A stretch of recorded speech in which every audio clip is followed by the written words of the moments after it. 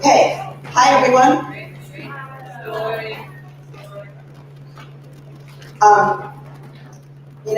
In January, the Heritage Center is going to celebrate its 10th anniversary.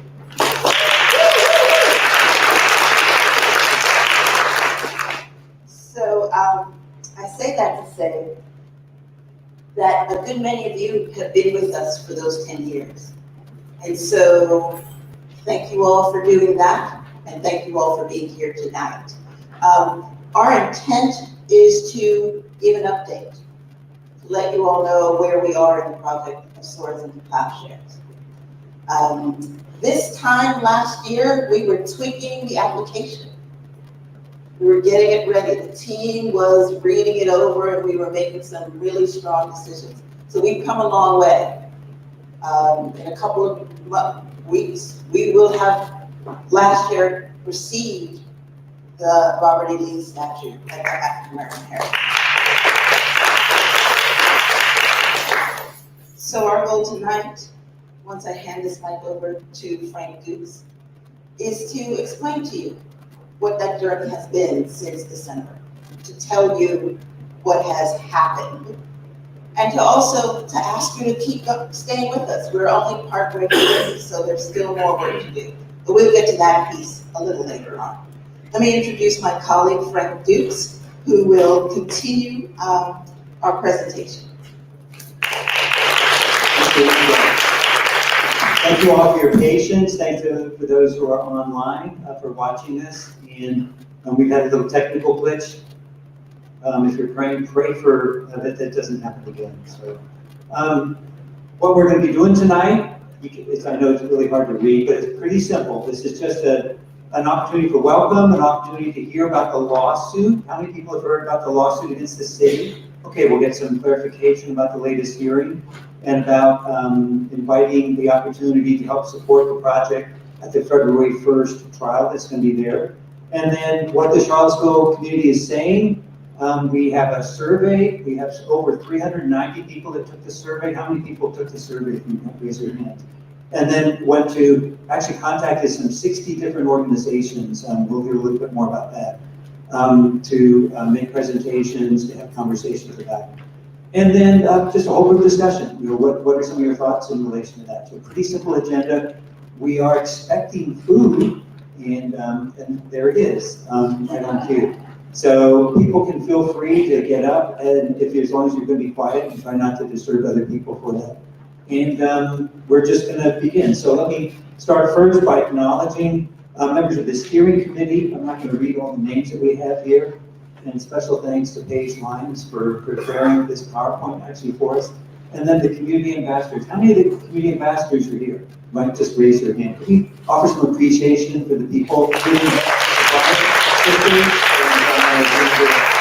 we've contacted some of those 60-some organizations and participated in dozens of meetings this summer. Some of the supporting organizations, I'm sure some of you belong to these. These are ones that have either wrote a letter supporting the Jefferson Schools bid for the council to take the statue. There were over 30 organizations that did that, or funders, or people who've written letters, or organizations who've written letters during the campaign. So we're going to hear the update, I think, now.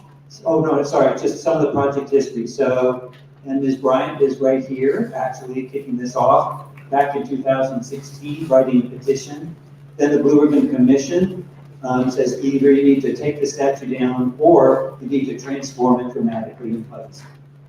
Council voted eventually spring 2017 to remove it. We had then immediately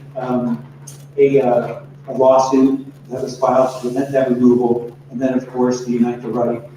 Then Monumental Justice Campaign, while the lawsuit was proceeding, and Virginia General Assembly eventually then voted, and the governor signed the bill that gave localities control over the Confederate statues.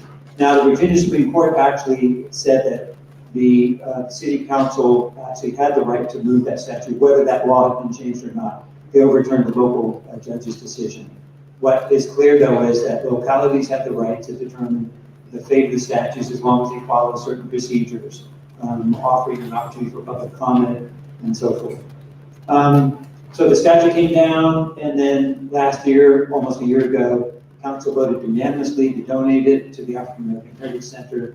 Another lawsuit being filed right now.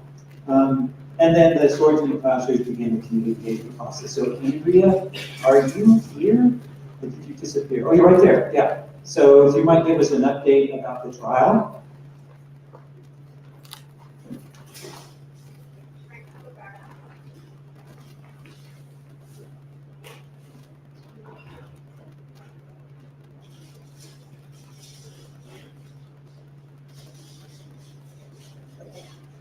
I have to follow direction from the director here. So the trial, where are we? So in very early in December, right about mid-December, December 14th, the plaintiffs, Trevelyan Station and Radcliffe Foundation, filed a complaint with the city. That then led to the filing of a lawsuit, and in particular something called a demurrer. And basically the demurrer lays out the plaintiff's case. And we had to go to a hearing around that. Ultimately, the presiding judge, Judge Petrus, who is not a judge who's sitting on the bench. He was a retired judge. He had been last on the bench 14 years ago, and he had been doing mediation. They brought him up to hear the case. So after going through the demurrer process, he essentially said that the plaintiffs had a case and that we were going to move on to trial at some point.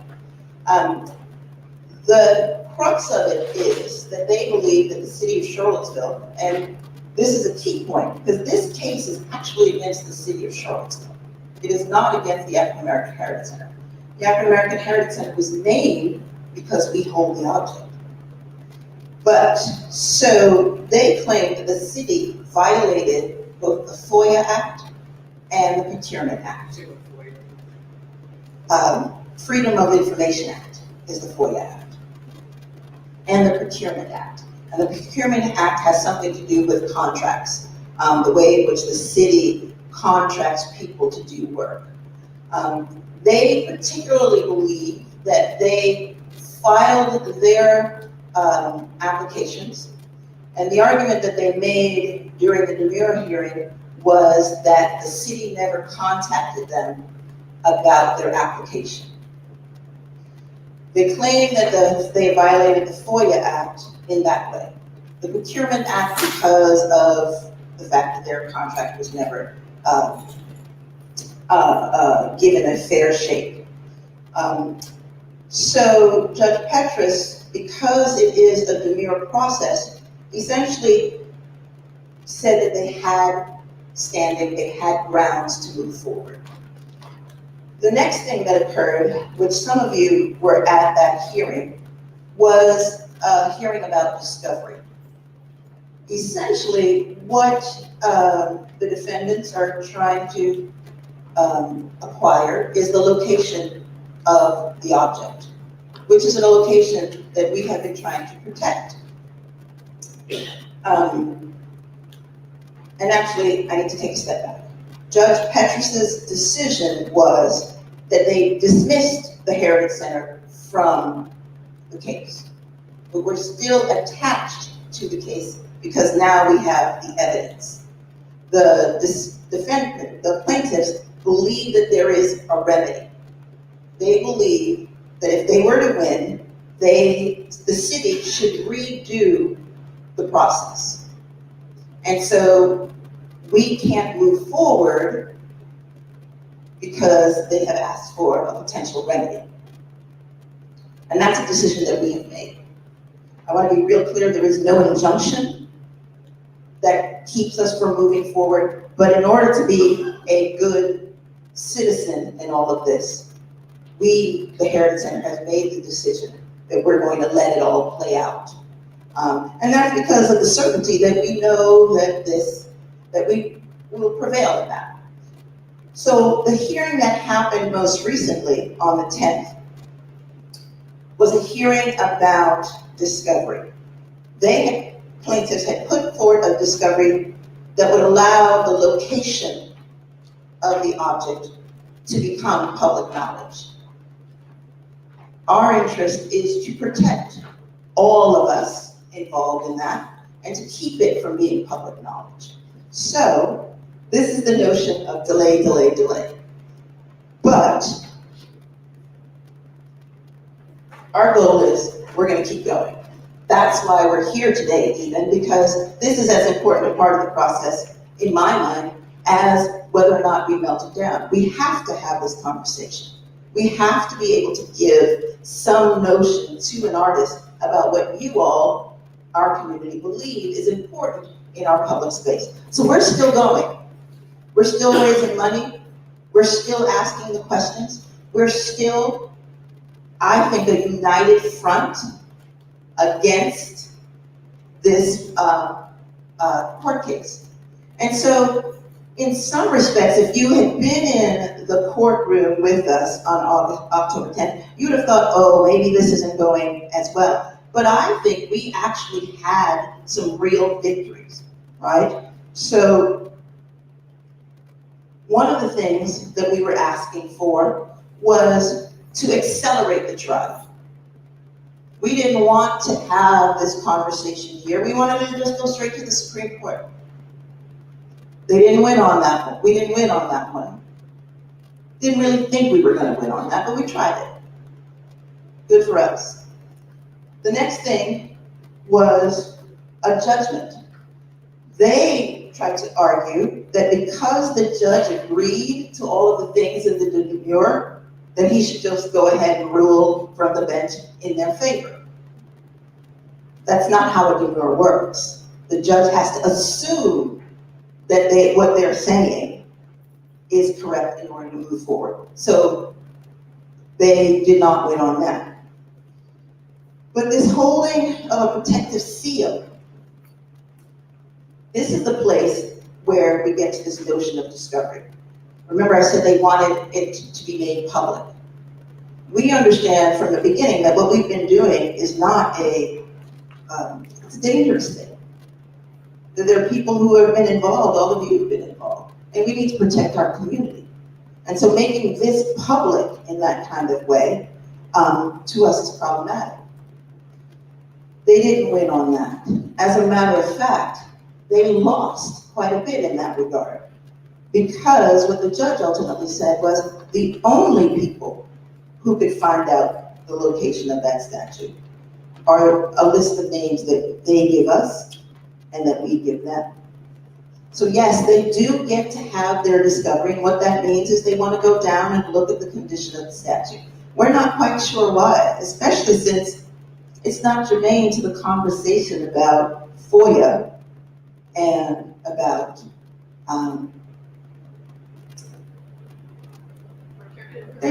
procurement, right? So yes, they are going to be able to go, they are going to be able to see the statue. But they're on an accelerated clock.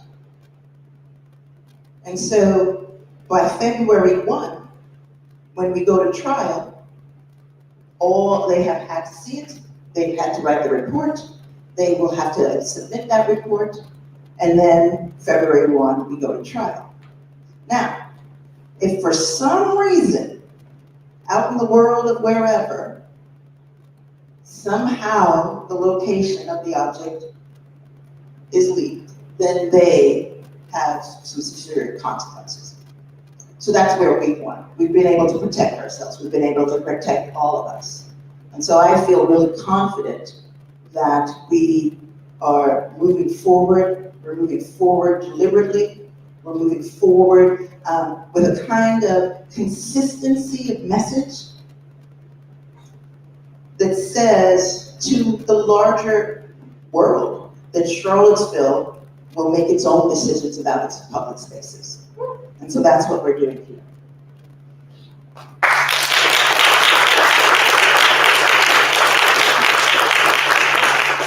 Thank you, Andrea. So in short, the statue is at a site that only a handful of people know. I'm not one of those people that knows where that is.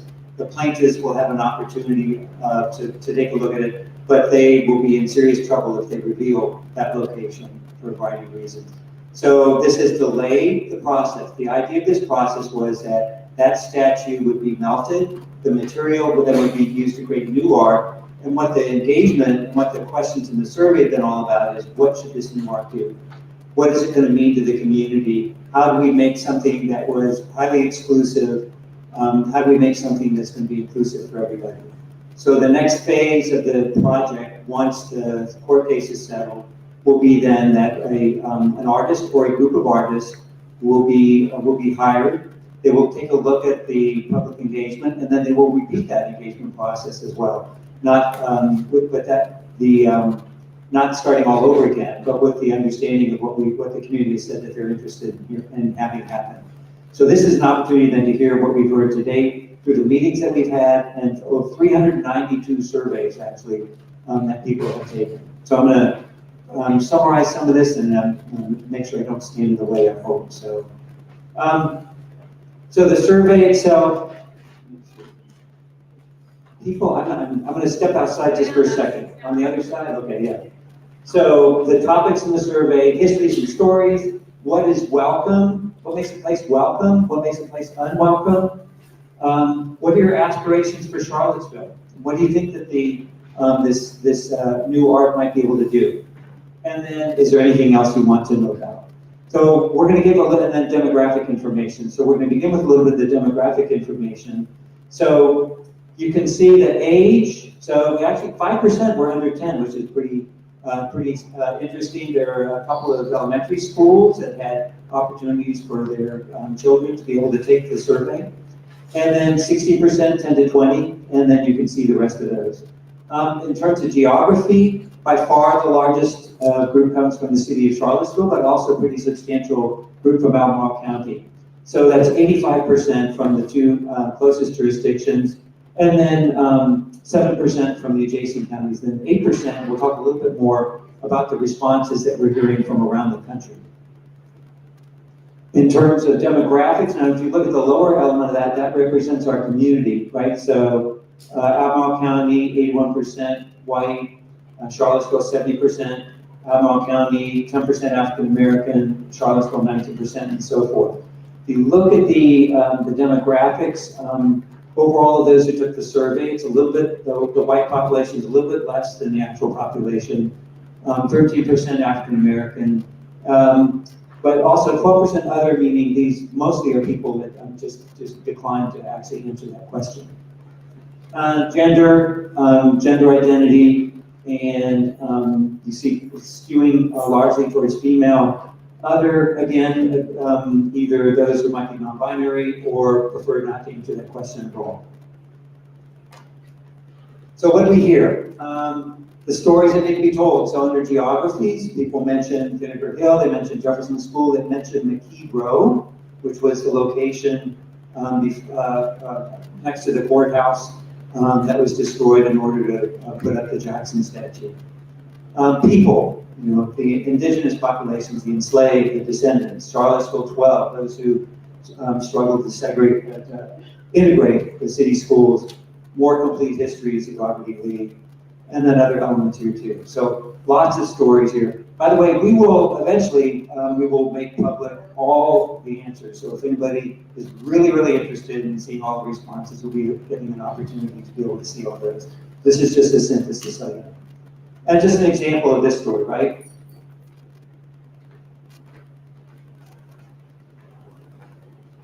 So the story of the Lee statue, what's happened to it?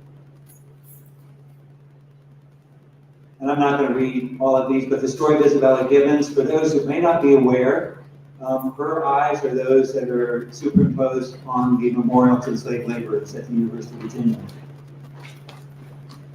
Also, this person, in relation to a white teacher who she worked with, Anna Gardner, and then John West, African American, who was one of the largest landowners. I think he was the largest landowner actually in the city.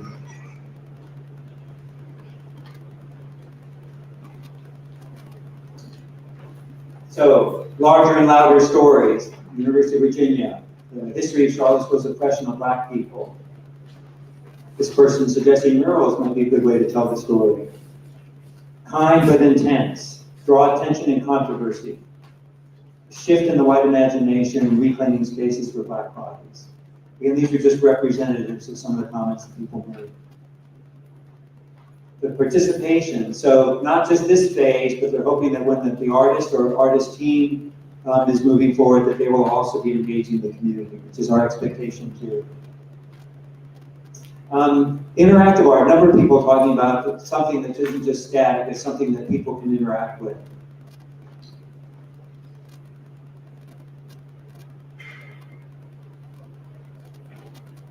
So the idea of active participation throughout the process. And then an ongoing dialogue, meaning that this should be sparking conversation about our community. So the answer is, what is a welcoming space? And you can ask yourself, what does a welcoming space look like to you? Some of you may be represented here. The downtown mall listed frequently, both welcoming and unwelcoming. UVA campus grounds generally unwelcoming to the community. Hicks Art Park was mentioned frequently, libraries also mentioned, and of course the Jefferson School too. The idea that programming in the way that a landscape actually is inviting or not inviting makes a big difference. And if you look at actually the next slide, some of the comments about that, right? Providing amenities for you to stay. It's very clear. Places where you're not able to sit, where they don't have bathrooms, where people are not essentially going to be welcome, versus places that are welcoming.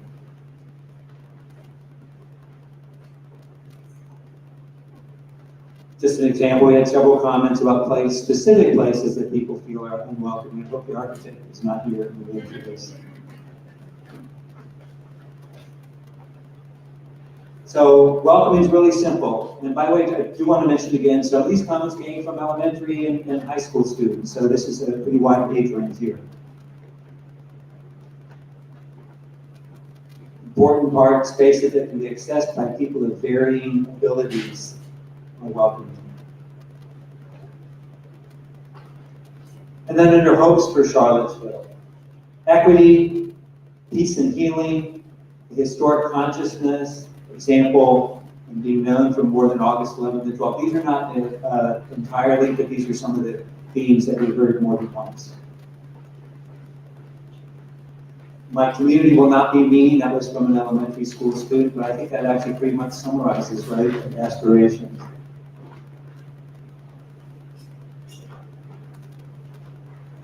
And the idea that art can inspire us to be even better than we have been in the past. Fears for the project. Well, don't give me back to the Confederates. Do not oversimplify the complexity. I think there's a fear of the sort of harmony narrative. Can't we all just get along, as opposed to doing the hard work of naming the problems that have existed, that continue to exist. And here's that it is divisive and not inspiring, but it should spark change in people. And then some people saying, I don't want it to be abstract, and others saying, I don't want it to be figurative. We'll see. So giving a specific example, the weird tooth in front of the Fralin Museum, I didn't know that was a tooth, actually. Something abstract but recognizable.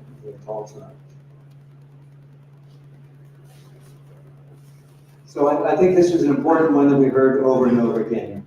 No flimsy or false notions of a single unified community are portrayed. This has to be real. And then the qualities of the art, the inspiration, beyond monuments, the idea of touch, sound, or other materials that people can interact with, again, that theme. And then unmonumental, and a number of people talking about breaking the bronze down into different pieces, not just having one piece, but something that might be distributed.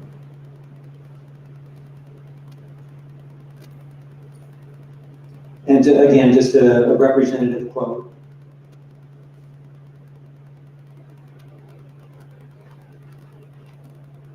The idea of actually having to cross some barrier, an accessible barrier, I would expect. And then somebody talked about not preaching at, and having people discover.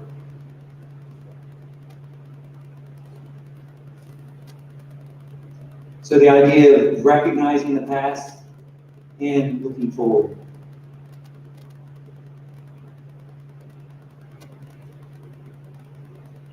Again, the unmonumental theme, then splitting it into smaller shapes, integrating with other objects or art.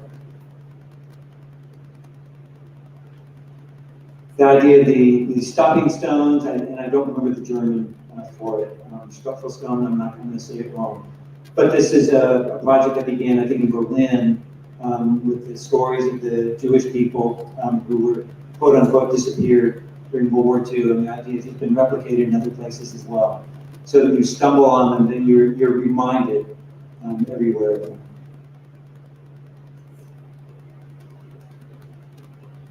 And then a few names were mentioned. There were a couple people, but mostly people were saying, let's not replace this with another individual.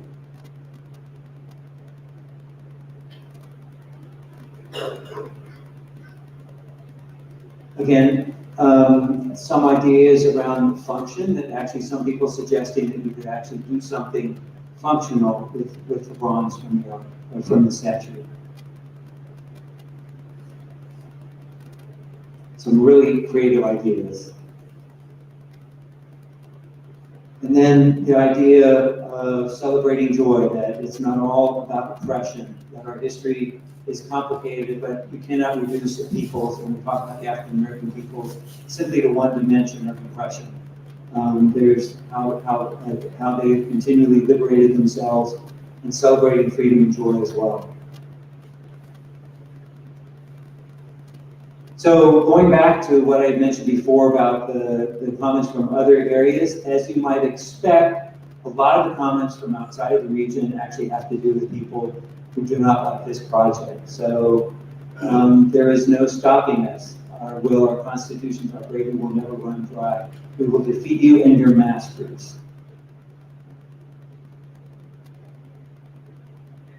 So you can see that almost all of these come. There are a few from inside Charlottesville, Albemarle area, but almost all of these are the ones from outside the community. So, yeah. Maybe we have a short pause for anyone who wants to get food now. Sure. Is that okay? Yeah, let's take a few minutes and then, well, I have some more slides, but we're going to be discussing the slides, so please go ahead, get some food, we can pause. Those of you that are watching on Facebook, you can get food also.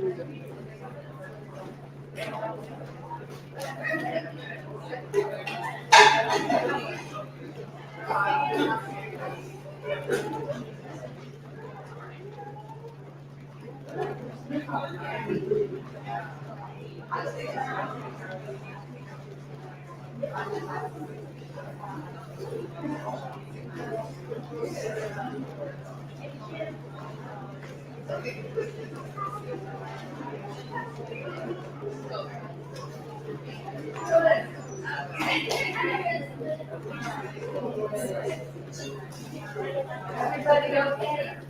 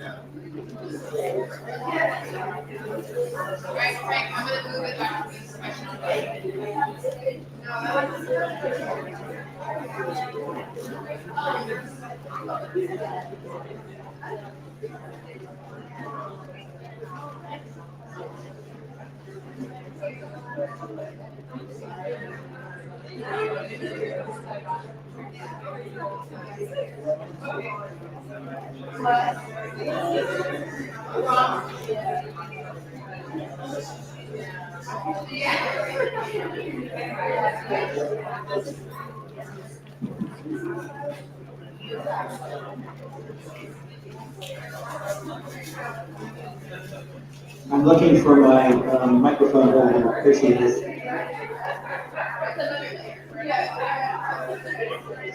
So thanks everybody for your patience and the people that are on Facebook. And so now an opportunity for some discussion. We got a microphone here. We asked people to keep their comments relatively brief. And we have some of the statements that people make that actually represent some of the polarities. So for instance, what statements should it make? Serious problems, should be critical of current state of affairs. Make some people uncomfortable and angry, right? It should reclaim the narrative boldly. And on the other hand, I want this to be a symbol of unity.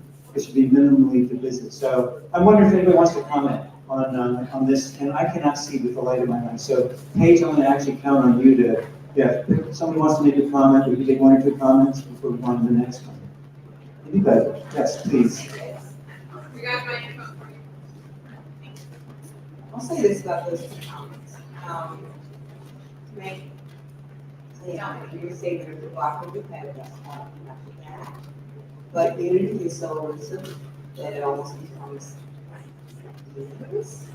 So I would like to suggest another thing, which is to make this, make it provocative, vote thought, to the vote conversation, hopefully.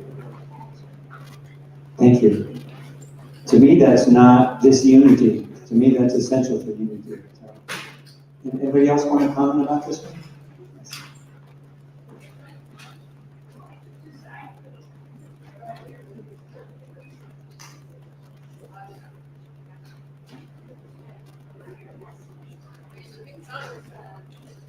Testing. That's on. It's on. I was asked to paraphrase in this statement. Correct me if I'm wrong, but she was suggesting that there is a separate, it's not just this binary, but instead our goal should be to provoke thought and to provoke conversation and dialogue. Thanks, Paige. Yeah. Anybody else want to comment on this one?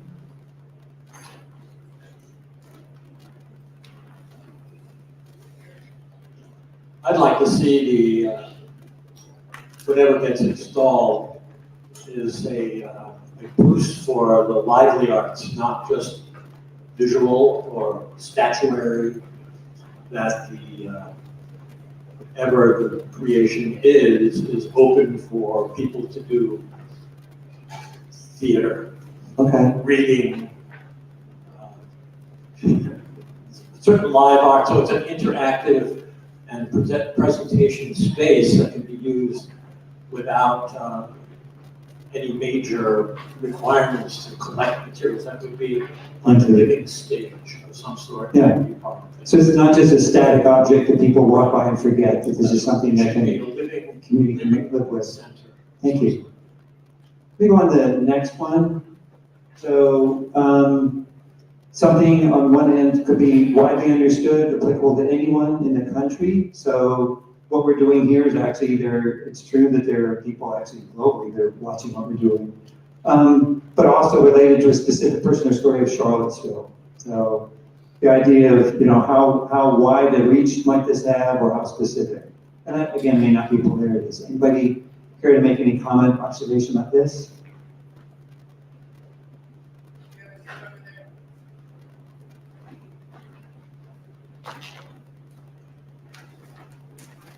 I think it may be obvious, but just doing this is really a wonderful example of something quite new.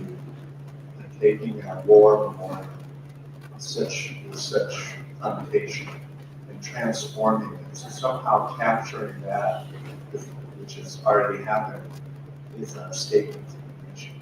Thank you. Thank you. And just also to be clear that many, many memorials are taken down. This is not something that's unusual, but the idea that actually then taking that material and transforming it into something new is something different. Anybody else care to comment? Yes. I would say that between those two polarities, it goes back to the first commenter, I'm sorry, I don't know your name, but it's sort of neither nor, that the best public art acknowledges that viewers produce meaning. And while it's important to tell the specificity. I love the ideas that are about like the whatever, if there is an object that is produced, that it reflects the history of the object that was removed and why it was removed and why the community maybe erected it in one era and chose to take it down in another. And as far as how you make that accessible on this, far left side to a broader community while retaining specific, you kind of, there, you can put a breadcrumb, right, where people realize that they are producing their own meanings as they engage with the object or the living, the performance space, or however the site transforms with whatever an artist or a group of artists or a collective of artists decides to do with materials. Thank you. So in some ways that we are the artist. We become the artist through the work that's being done by our own creation as part of this. Let me go on to another comment. So some people saying emotion, I want this to be fun. Kids should be climbing on it. There will be a weight to it, but I also want to celebrate joy. And then the idea that it should be heavy and somber, none of it taken lightly. I want this to be given the same respect that people were giving to Lee, or certain people were giving to Lee. So, how might you respond to this? Anybody? And we just have a request from Facebook that that the moderator repeat the questions. Repeat it.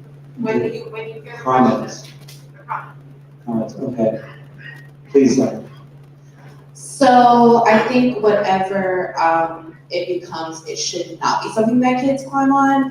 Kids actually climb on the memorial to enslaved laborers on grounds, and I think that's crazy. So I would say that whatever it is, I don't think it needs to be like sad and somber, but I definitely think that it should have some level of like respect and honor made for it. I think like you didn't see kids climbing on the Robert E. Lee statue for whatever it's worth. So I think that same level of respect should be regarded. thank you. So for those on Facebook, with the same level of respect that was given before to the Lee statue, kids did not climb on that. So it doesn't have to be entirely somber, but it needs to be something that people treat with respect. Thanks. Anybody else?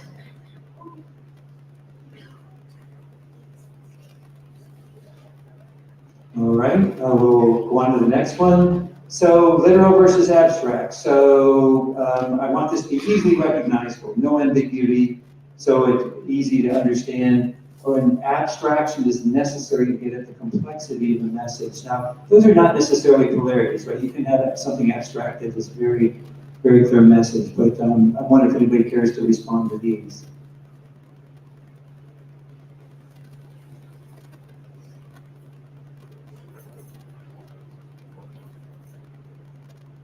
Maybe the statements speak for themselves. Let me go on to another one.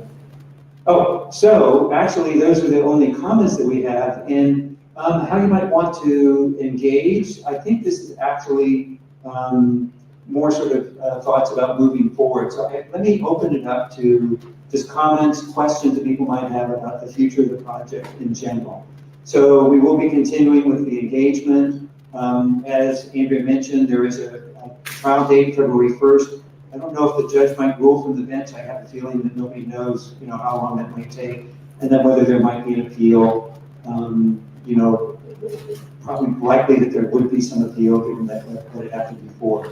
Andrew, do you want to speak to this in the future? Or just come up here to answer any questions? Okay. So, comments, questions overall.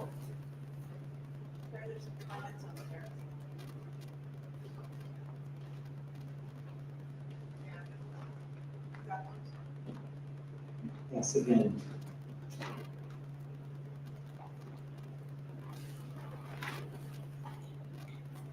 I'm sure that everyone in this room has an idea about some sort of a structure or product.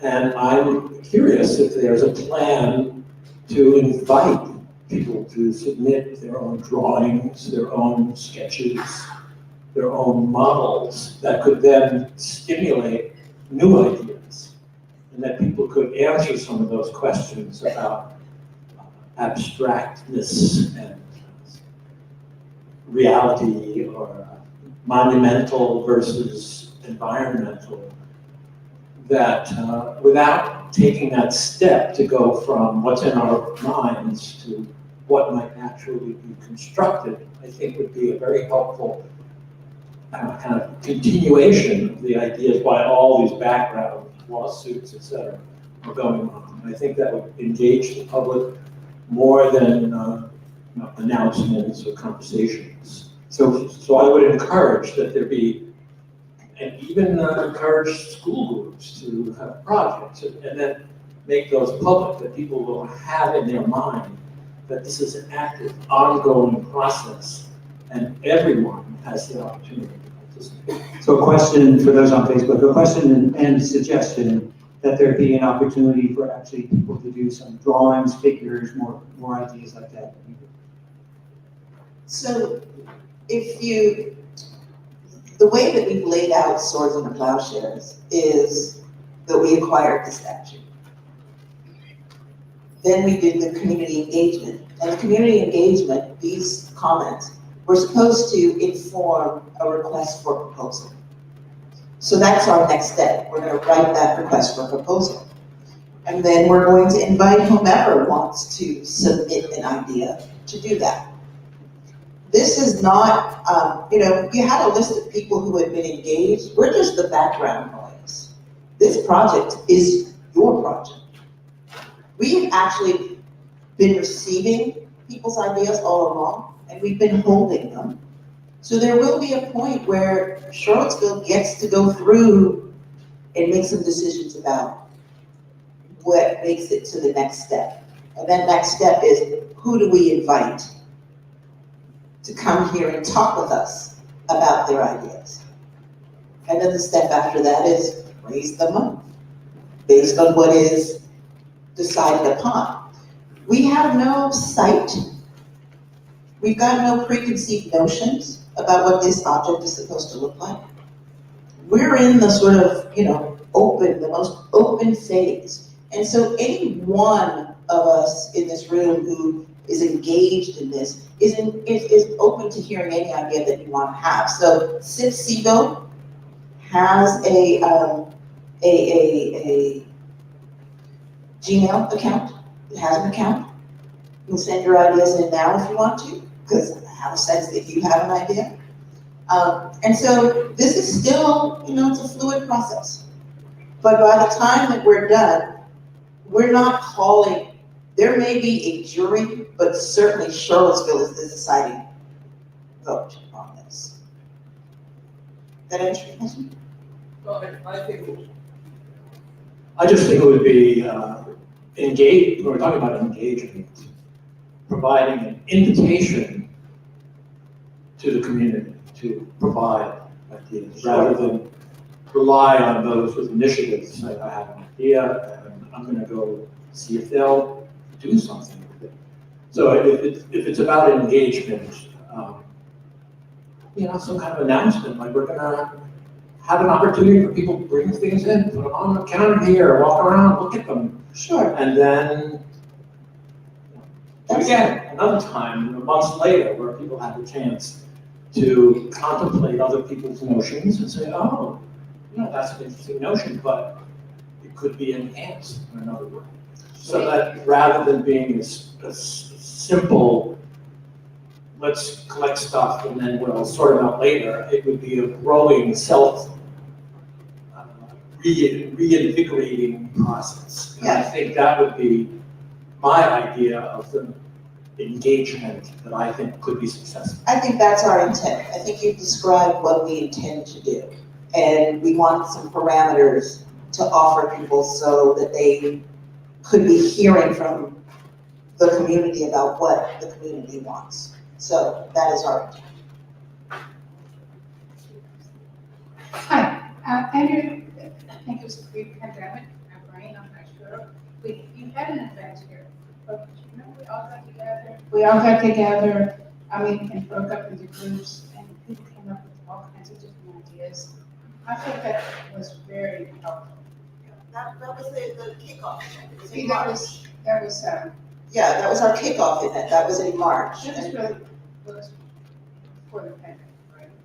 No, No? no, We, well, anyway, I thought it was very worthwhile and very much a community-based event where we could all express ideas of art, and all of these, many of these ideas you've shown us tonight came, I think, from that.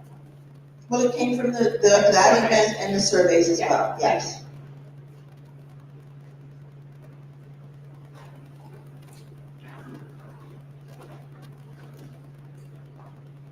Else?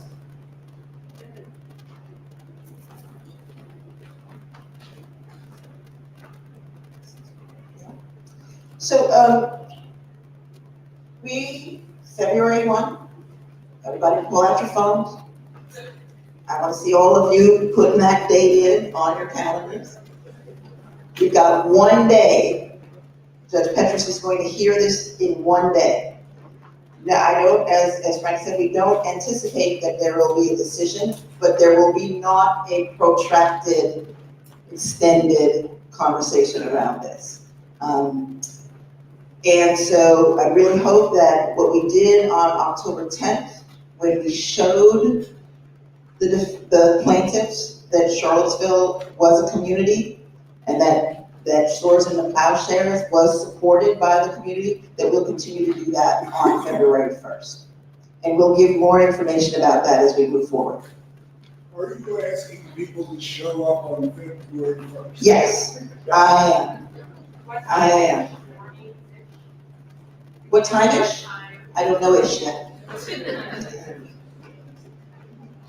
So I've been asked to do one more thing before we all leave, and that is, your birthday was yesterday? Oh, no. Happy birthday to you. Happy birthday to you. Happy birthday, dear Andrea. Happy birthday to you. Happy birthday.